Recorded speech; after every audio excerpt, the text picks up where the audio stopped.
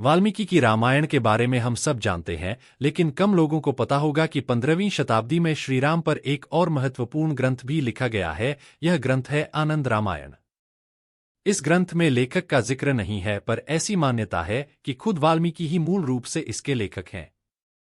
आनंद रामायण में एक रोचक कथा है, जिसमें बताया गया है कि रावण ने केवल देवी सीता का ही नहीं, बल्कि भगवान राम की माता कौशल्या का भी अपहरण किया था। आइए हम आपको इस कथा का वर्णन विस्तार से बताते हैं। रावण ने इस वजह से किया कौशल्या का अपहरण। आनंद रामायण के अनुसार रावण को पता लग गया था कि उसकी मृत्यु श्रीराम के हाथों लिखी हुई है, और इसलिए राम के जन्म से पहले ही उनकी माता कौशल्या का अपहरण कर लिया था।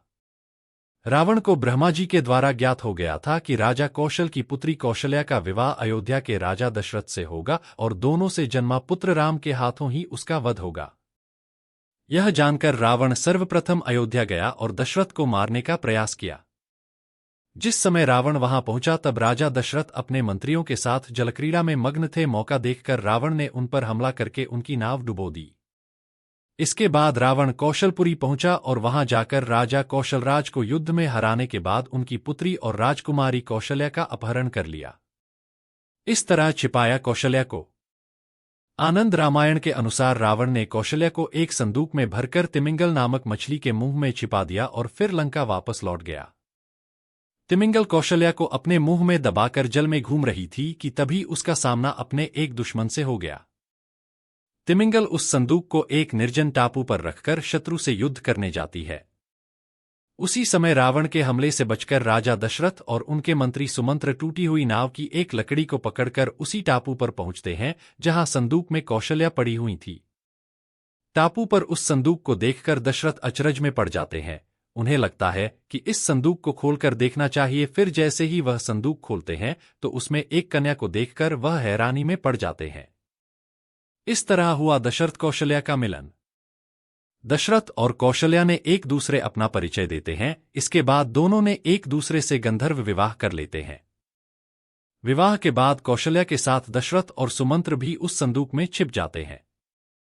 तिमिंगल युद्ध से वापस आकर संदूक को फिर से अपने मुंह में छिपा लेती है। रावण के अनुसार उसने अपनी मौत को पराजित कर दिया था।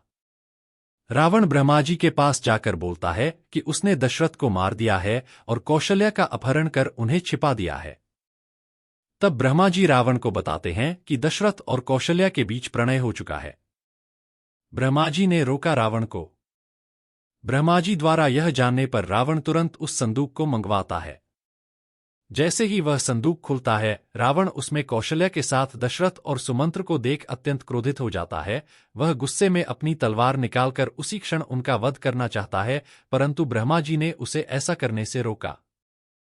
साथ ही ब्रह्मा जी ने उसे समझाया कि अगर उसने ऐसा कुछ किया तो ये 3 करोड़ हो जाएंगे और राम भी आज ही अवतरित होकर तुम्हारा वध कर देंगे।